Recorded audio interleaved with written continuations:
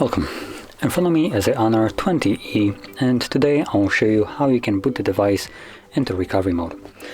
And to get started, you'll want to hold the power key. From there, select power off once it appears on the screen. And when the device turns off, you want to hold power key and the volume up at the same time. So let's do that right now.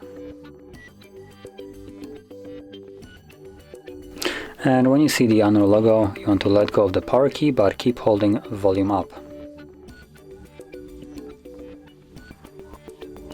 And here we go. As you can see, that is how you could boot into recovery mode.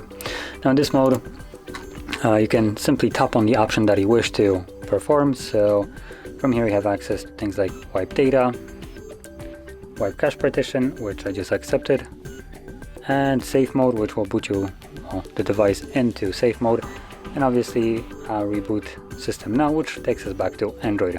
So I'm gonna select that as the last option and get back to the Android.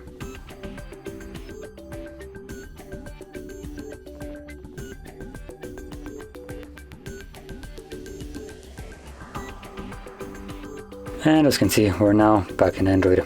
So if you found this very helpful, don't forget to hit like, subscribe, and thanks for watching.